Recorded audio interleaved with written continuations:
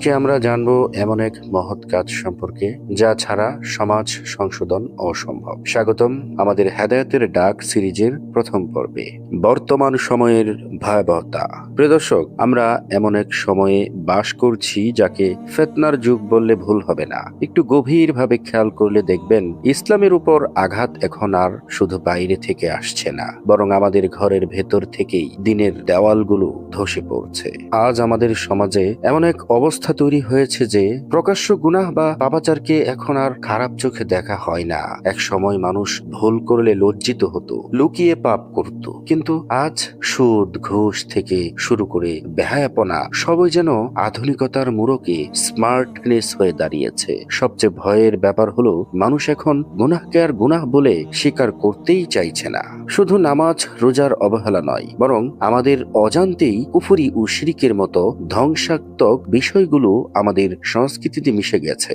Social media বা বিনোদনের দোহাই দিয়ে ইসলামের মৌলিক বিশ্বাস নিয়ে উপহাস করা হচ্ছে, অথচ আমরা মুসলমান হয়েও সেই উপহাসে সামিল হচ্ছি বা নীরব দর্শক হয়ে থাকছি। দিনের ছোটখাটো কোনো সুন্নাহ বা বিধান পালন করলে অনাধুনিক বা খ্যাত বলে কটাক্ষ করা হচ্ছে, অথচ অন্য কোনো সংস্কৃতি বা বিজাতীয় রীতিনীতি পালনে আমরা বিন্দু মাত্র কুণ্ঠাবোধ করছি না। ইসলামের বিধিবিধান নিয়ে হাসি ঠাট্টা করা এখন এক শ্রেণীর মানুষের কাছে ফ্যাশন হয়ে দাঁড়িয়েছে। আমাদের চারপাশের পরিবেশ আজ এমন ভাবে বিষাক্ত করা হয়েছে যে সাধারণ মানুষ ও আলেমদের মধ্যে এক বিশাল দেওয়াল তৈরি হয়ে যাচ্ছে। ফলে সঠিক দ্বীনি জ্ঞান সাধারণ মানুষের কাছে পৌঁছানোর পথ দিন দিন কঠিন হয়ে পড়ছে। এই যে চারদিকে অন্ধকারের মেঘ জমেছে, এর কারণ কি? এর প্রধান কারণ হলো আমরা তাবলীগ বা দ্বীন প্রচারের সেই মহান দায়িত্ব থেকে মুখ ফিরিয়ে নিয়েছি। যখনই কোনো জাতি সৎ কাজের আদেশ এবং অসৎ কাজের নিষেধ করা ছেড়ে দেয়, তখনই সেই সমাজে খোদাই গজব হিসাবে এই ধরনের নৈতিক অবক্ষয় নেমে আসে। এখন প্রশ্ন আসতে পারে, চারপাশে তো এত আলেম আছেন, এত দ্বীনি প্রতিষ্ঠান আছে, তাহলে আমার মতো সাধারণ মানুষের কেন তাবলীগ বা দ্বীন প্রচার করতে হবে? কেন এটি আজ আমাদের জন্য অপরিহার্য?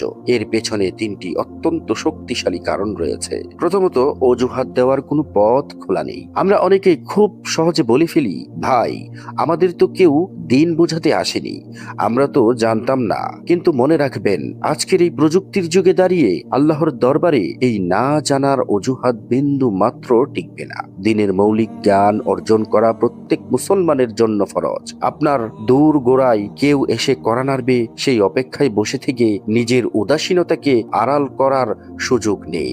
আজ আপনার নীরবতা কাল আপনার বিপদের কারণ হতে পারে। আমরা একটি ভুল ধারণার মধ্যে বাস করি যে দ্বীন প্রচারের কাজটা শুধু নির্দিষ্ট কোনো শ্রেণীর বা আলেমদের। এটি সম্পূর্ণ ভুল। শরীয়তের নিয়ম হলো, আপনার সামনে যদি কোনো অন্যায় কাজ হতে দেখেন এবং সেটি পরিবর্তনের সামর্থ্য আপনার থাকে, তবে তা বাধা দেওয়া আপনার উপর ওয়াজিব বা আবশ্যক। আলেমগণ তাদের জায়গা থেকে চেষ্টা করছেন, কিন্তু আপনি আপনার পরিবার, বন্ধু এবং কর্মক্ষেত্রে যে প্রভাব রাখতে পারবেন তা হয়তো একজন আলেমের পক্ষে সম্ভব নয়। আলেমগণ যদি কোনো কারণে পৌঁছাতে না পারেন, তবে সেই শূন্যস্থান পূরণের দায়িত্ব আপনার এবং আমাদের প্রত্যেকের। নবীগণের উত্তরাধিকার ও ত্যাগের ইতিহাস। আপনি কি জানেন, আপনি যে দিন বা ইসলাম আজ খুব সহজে পালন করছেন, তা আমাদের কাছে পৌঁছাতে আম্বিয়া কেরাম আলাইহিসসালাম কি পরিমাণ কষ্ট সহ্য করেছেন? তারা মানুষের দুয়ারে দুয়ারে গিয়ে পাথরের আঘাত সহ্য করেছেন, শরীর থেকে রক্ত ঝরিয়েছেন, নিজের মাতৃভূমি ত্যাগ করেছেন, তবুও তারা দাওয়াতের কাছ থেকে এক কদমও পিছু হটেননি। আমরা নিজেদের তাদের উম্মত বা অনুসারী বলে দাবি করি, অথচ দিনের এই দুঃসময়ে আমরা কিভাবে নিশ্চুপ থাকতে পারি? তাদের উত্তরসূরি হিসাবে দিনের মশাল জ্বালিয়ে রাখা কি আমাদের নৈতিক দায়িত্ব নয়? সমাজ রক্ষা মানে নিজেকে রক্ষা। মনে রাখবেন, তাবলীগ বা সৎ কাজের আদেশ দেওয়া বন্ধ হয়ে গেলে সমাজে আযাব নেমে আসে।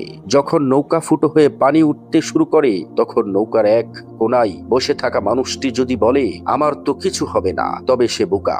সমাজটা সেই নৌকার মতো। সমাজ গোল্লাই গেলে আপনি বা আপনার সন্তানও সেই পাপের থাবা থেকে বাঁচতে পারবেন না। তাই নিজের নিরাপত্তার জন্যই আজ দাওয়াতের কাজ অপরিহার্য। তাবলীগের মূল উদ্দেশ্য। কুরআনে বলা হয়েছে, সেই ব্যক্তির কথা সবচাইতে উত্তম যে মানুষকে আল্লাহর দিকে ডাকে এবং নিজে নেক আমল করে। সুবহানাল্লাহ। তাবলীগ বা নসিহত মুমিনদের জন্য উপকারী এবং কাফেরদের জন্য উপকারী, কারণ এর বরকতে তারা ইসলামের সুশীতল ছায়ায় আসতে পারে। পরিবার ও রিজিকের বরকত। পরিবারের লোকজনকে নামাজের হুকুম দিলে এবং নিজেরা আমল করলে রিজিকের অভাব দূর হয় এবং আল্লাহর পক্ষ থেকে বিশেষ সাহায্যের ওয়াদা রয়েছে। সুবহানাল্লাহ। তাবলীগ মানে কেবল বড় বক্তা হওয়া নয়, বরং আপনি দিনের যে মাসালাটি নির্ভুলভাবে জানেন সেটি অন্যের কাছে পৌঁছে দেওয়া। আগামী পর্বে আমরা বিস্তারিতভাবে জানব, তাবলীগ কি কেবল আলেমদের কাজ? সাধারণ মানুষের এখানে কতটুকু দায়িত্ব আছে? ভিডিওটি ভালো লাগলে একটি লাইক দিন এবং আপনার বন্ধুদের সাথে শেয়ার করুন। এই ধরনের আরো ভিডিও পেতে আমাদের চ্যানেলটি সাবস্ক্রাইব করে বেল আইকনটি ক্লিক করে রাখুন। দেখা হবে পরবর্তী ভিডিওতে। ততক্ষণ পর্যন্ত আল্লাহ রাব্বুল আলামিন আপনাদের সকলকে ভালো রাখুক, সুস্থ রাখুক। আল্লাহ হাফেজ।